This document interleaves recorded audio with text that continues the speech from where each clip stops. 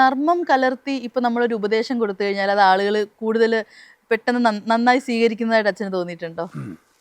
ഒന്നാമത് നീണ്ട മണിക്കൂറുകൾ മടുക്കാതെ ഇരിക്കും. രണ്ട് പറയുന്ന ഉള്ളിൽ പതിയും. പിന്നീട് ആ ഫലിതം ഓർക്കുമ്പം അതിനോട് ചേർത്ത് വെച്ച കാര്യം എന്താണെന്ന് ചിന്തിക്കും.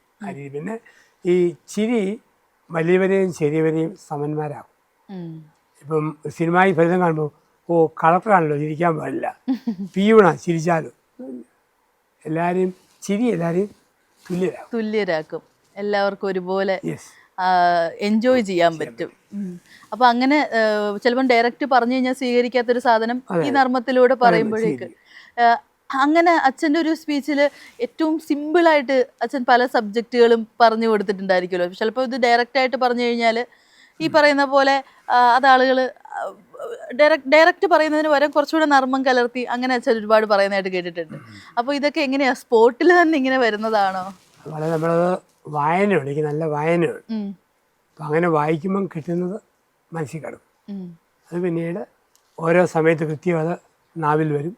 അതങ്ങനെ ചേർത്ത് പറഞ്ഞു പോകുന്നതാണ്. ഈ നമ്മുടെ സോഷ്യൽ മീഡിയയിൽ വന്ന് നമ്മളിപ്പം ഒരു കാര്യം പറയുന്ന സമയത്ത് ഇപ്പം അച്ഛൻ എല്ലാം ശ്രദ്ധിക്കുന്നുണ്ടായിരിക്കുമല്ലോ. അപ്പം ക്യാപ്ഷനുകളിലൂടെയും അല്ലെങ്കിൽ പകുതി കട്ടുകളിലൂടെയൊക്കെ വളച്ചൊടിക്കുന്നതായിട്ടൊക്കെ പലരുടെയും സ്പീച്ചുകളൊക്കെ കണ്ടിട്ടുണ്ട്. അപ്പോൾ അച്ഛൻ്റെ എന്തെങ്കിലും സ്റ്റേറ്റ്മെൻറ്റ്സ് ഒക്കെ അങ്ങനെ വളച്ചൊടിക്കുന്നത് പല പ്രാവശ്യം. പക്ഷെ ഞാനെന്നാലും അതിലൊന്നും എനിക്കൊരു ബുദ്ധിമുട്ടില്ല, ഭയവുമില്ല. കാരണം അത് പറഞ്ഞത് മൊത്തം കേൾക്കുന്നവർക്കറിയാം ഏതാണ്. അറ്റവും മുറിയും പറയുന്നത് അത് കേട്ടു പോട്ടെ, ആഗ്രഹിക്കുന്നതിന് ബാക്കി നോക്കും എന്നാണ്. അപ്പം കൃത്യോത്തരം അതിനകത്ത് തന്നെ ഉണ്ട്. അല്ലെങ്കിൽ നമ്മൾ അങ്ങനെ ഭയപ്പെട്ട് തുടങ്ങി നമുക്ക് ഒരിക്കലും ഒന്നും പറയാൻ പറ്റില്ല. ഒന്നും പറ്റില്ല. പറയാനുള്ളത് നമ്മൾ പറയണം, ശ്രദ്ധിച്ച് പറയണം. ചിലയിടത്തിൽ പറഞ്ഞാൽ അത് പറഞ്ഞോട്ടെ, അതിൻ്റെ ബാക്കി കേൾക്കേണ്ടവർ കേട്ടിട്ട് തീരുമാനിച്ചോട്ടെ. ആ ധൈര്യം ഉണ്ടെങ്കിലേ നമുക്ക് ഈ സോഷ്യൽ മീഡിയയിലൊക്കെ നമുക്ക് പ്രതികരിക്കാൻ പറ്റത്തുള്ളൂ. ആ ധൈര്യം അച്ഛനായിട്ട് അച്ഛൻ ഉണ്ടാക്കിയെടുത്ത ധൈര്യമാണ്. തുടക്ക സമയത്തൊക്കെ ഇതൊക്കെ കാണുമ്പോഴേക്ക് അച്ഛൻ്റെ ഒരു റിയാക്ഷൻ എങ്ങനെയായിരുന്നു? ആദ്യമൊക്കെ ഇതേപോലെ എന്തെങ്കിലും നമ്മൾ പറയുന്ന കാര്യം നമ്മൾ ചിന്തിക്കാത്ത പോലെ വളച്ചൊടിക്കുന്നത് കാണുമ്പോഴേക്ക്? അത് ആദ്യകാലങ്ങളിൽ ആരും പറഞ്ഞിരുന്നില്ല. ഞാൻ ശ്രദ്ധിക്കപ്പെട്ട് തുടങ്ങിയപ്പോഴാണ് കമൻറ്റ് പറഞ്ഞു തുടങ്ങിയത്. ഓൾറെഡി നമ്മൾ അതിനപ്പുറത്തേക്ക് വളർന്നു കഴിഞ്ഞിരുന്നു. കാരണം ജനകീയ പിന്തുണയും ഒത്തിരി നമുക്കറിയാമല്ലോ. 10 പേര് പറയുമ്പം 10 ലക്ഷം പേര് കാണും നമുക്ക് കൂട്ട്. ആ ഒരു ആത്മധൈര്യം ഉണ്ടല്ലോ, അത് നമുക്ക് ഒരു ബലമാണ്. ഇപ്പം അച്ഛൻ പറഞ്ഞല്ലോ ആ തുടക്കമൊന്നും പറയുന്നില്ലായിരുന്നു എന്ന്. നമ്മൾ പലരിലും കണ്ടുവരുന്നൊരു കാര്യമാണ്, ഒരാൾ തുടക്ക സമയത്ത് നല്ലോണം സപ്പോർട്ട് ചെയ്ത് ആ ആൾ കുറച്ചുകൂടെ വളർന്ന് കുറേ പേർക്ക് ഇഷ്ടപ്പെട്ട് കഴിയുമ്പോഴേക്ക് ഇത് ഈ പറയുന്ന പോലെ എവിടെ നിന്നൊക്കെയോ കുറച്ച് നെഗറ്റീവ്സ് വരുന്നതായിട്ട്. അതെന്തുകൊണ്ടായിരിക്കും? അതൊന്ന് അസൂയയിൽ നിന്ന് വരാം. ഇപ്പം അങ്ങനെ ഒരാൾ പൊങ്ങണ്ട, അവളല്ല അവൻ അങ്ങനെ ഉയരണ്ട, അസൂയയിൽ നിന്ന് വരാം. 2 വേറിട്ടൊന്ന് ചിന്തിച്ചു തുടങ്ങും. ഒരാളെ തന്നെ പൊക്കി പിടിക്കേണ്ടല്ലോ, നമുക്കൊന്ന് മാറ്റി പറഞ്ഞാൽ എന്താ. 3 നല്ല ആൾക്കാരെക്കുറിച്ച് കമൻ്റ് ഇട്ടാൽ വായിക്കും. ആ വായന വഴി എഴുതുന്നയാളും അല്പം പേരെടുക്കും. അങ്ങനെയൊക്കെയുള്ള പല തന്ത്രങ്ങളുണ്ട്. ഇപ്പോഴെങ്കിലും ദേഷ്യം തോന്നിയിട്ടുണ്ടോ അങ്ങനെ ഈ മേഖലയെ ബന്ധപ്പെട്ടോ? അതെ, ഒരിക്കലും ഇല്ല. അച്ഛൻ്റെ അടുത്ത് ഇപ്പോൾ ഒരുപാട് പേര് മനസ്സ് അസ്വസ്ഥമാവുന്ന സമയത്ത് കൗൺസിലിങ്സിന് വരാറുണ്ടായിരിക്കും. അപ്പോൾ അച്ഛന്മാർ, നമ്മളും മനുഷ്യരാണ്, ലോ ആവുന്ന സിറ്റുവേഷൻസ് ഉണ്ടാവും. അപ്പോൾ അത്തരത്തിലുള്ള സിറ്റുവേഷൻസിൽ ഇത് അച്ഛൻ ആരെയാണ് സമീപിക്കാറ്? ഞങ്ങളുടെയൊക്കെ സഭയിൽ തന്നെ പ്രായമുള്ള ആത്മീയ ഗുരുക്കന്മാരുണ്ട്. അവരോട് ഷെയർ ചെയ്യും, വർത്തമാനം പറയും. പിന്നെ നല്ല സ്നേഹിതരുണ്ട്, അവരോട് ഷെയർ ചെയ്യും. അങ്ങനെ നമ്മൾ ആ ഒരു രീതിയിൽ നമ്മളങ്ങ് ബാലൻസ് ചെയ്ത് കടന്നു പോകും. അതെല്ലാം അങ്ങനെ ബാലൻസ്. അപ്പോൾ ഇങ്ങനെ ലോ ആയിട്ട് നമ്മൾ അങ്ങനെ ഒരു സമയങ്ങൾ ഉണ്ടാവുകയാണെങ്കിൽ കൗൺസിലിങ്ങിന് വരുമ്പോൾ നമുക്ക് അവരെ നമ്മൾ ലോ ആയിട്ടിരിക്കുന്ന സമയത്ത് മോട്ടിവേറ്റ് ചെയ്യാൻ പറ്റാറുണ്ടോ? നമ്മളത് ഇവർ വന്നതിൻ്റെ ഉദ്ദേശം ഓർക്കുകയെ വേറൊരു മാർഗം ഇല്ലാഞ്ഞിട്ടല്ലേ വരുന്നത്. അതെ.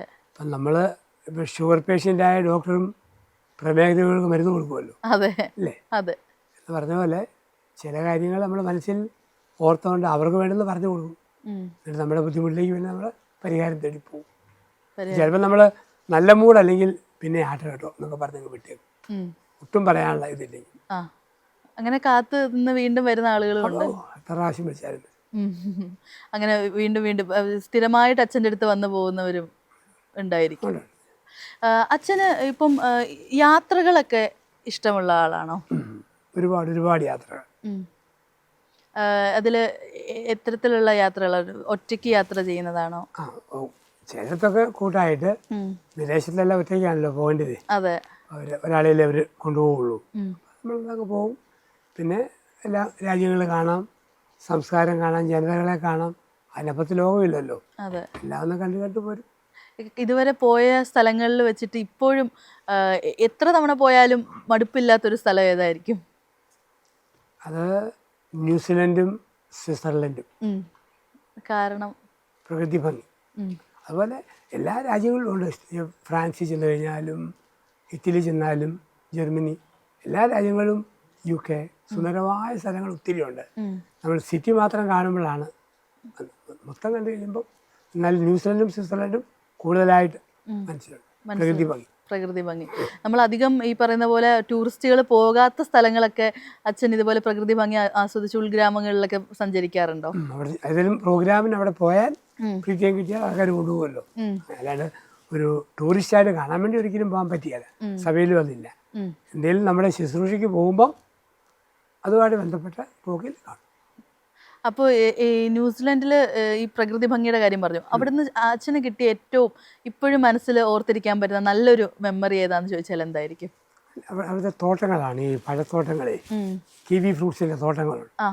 അതിങ്ങനെ സ്വർണ്ണ നിറത്തിലുള്ളത് ഇങ്ങനെ കിടക്കുന്നു, വിളഞ്ഞു കിടക്കുന്നു. അത് ആവശ്യം പോലെ നമുക്ക് അവിടെ നിന്ന് പറിച്ച് തിന്നാം. അപ്പം അങ്ങനെയൊക്കെ അത് കഴിച്ചിരുന്നാലോ അപ്പോൾ ഒരു ചെറിയ കാറ്റും ഒരു മനസ്സിന് നല്ലൊരു സമാധാനം കിട്ടുന്ന ഒരു അന്തരീക്ഷം ഉണ്ടായിരുന്നു. അതിൻ്റെ ഓർമ്മ. പിന്നെ മനോഹരമായ പുൽത്തകിടികൾ, നിറഞ്ഞ് പുല്ലുകൾ ഇങ്ങനെ കിടക്കുന്നു. ആ പുല്ലൊക്കെ നമ്മുടെ നാട്ടിലെ എരുമ കണ്ട ബോധം കിട്ടും. പോലെ കിടക്കും, നല്ല പച്ച പുല്ല്, നല്ല കിളുന്ന സാധനം. അതെ. അപ്പോൾ അവിടുത്തെ ഇതേപോലെയുള്ള സംഭവങ്ങൾ കണ്ട് നമ്മുടെ നാട്ടിൽ അതുപോലെ വേണം, അല്ലെങ്കിൽ ഇവിടെ അങ്ങനെ വന്നു കഴിഞ്ഞാൽ കൊള്ളാമെന്ന് തോന്നിയ കാര്യങ്ങളുണ്ടോ? അതിപ്പോൾ നമ്മളെപ്പോഴും പറയും ഏറ്റവും സുന്ദരം കേരളം എന്നൊക്കെ. ചുമ്മാ അന്യ ലോകം കാണാത്തവർ പറയുന്നത്. ഇവിടെ സുന്ദരമാണെങ്കിലും വികൃതമാണ്, വൃത്തിയില്ല, മേനയില്ല. നമ്മൾ വിദേശത്തൊക്കെ കാണും തടാകങ്ങളും ഒക്കെ. പിന്നെ ഇവിടെയുള്ളത് മലയും ഇടനാടും തീരപ്രദേശവും അടുത്തടുത്തുണ്ട്. അപ്പം അതിൻ്റേതായൊരു ഭംഗി എന്നല്ലെങ്കിൽ ഭംഗിയായിട്ട് സൂക്ഷിക്കുന്നതിൽ നമ്മൾ പരാജയപ്പെട്ടു.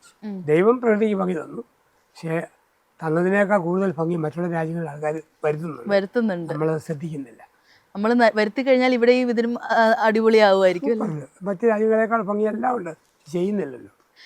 മറ്റു രാജ്യങ്ങളുമായിട്ട് സാമ്യമുള്ള സ്ഥലങ്ങൾ നമ്മുടെ നാട്ടിൽ അച്ഛന് തോന്നിയിട്ടുള്ള സ്ഥലങ്ങൾ ഏതൊക്കെയാണ്? ഈ പ്രകൃതി ഭംഗി നല്ലോണം വെച്ച് കഴിഞ്ഞാൽ അതിലും ഭംഗിയായിരിക്കും എന്ന് അച്ഛന് തോന്നിയിട്ടുള്ള സ്ഥലങ്ങൾ? നമ്മുടെ എല്ലാ ബീച്ചുകളും, എല്ലാ ബീച്ചുകളും, അതുപോലെ തന്നെ നമ്മുടെ ടൂറിസ്റ്റ് കേന്ദ്രങ്ങൾ, ബോട്ട് സർവീസൊക്കെ ഉള്ള കേന്ദ്രങ്ങൾ, ഹിൽ ടോപ്പിലുള്ള ടൂറിസ്റ്റ് സെൻ്ററുകൾ, ഇതൊക്കെ നമുക്ക് മനോഹരമാക്കാൻ പറ്റും.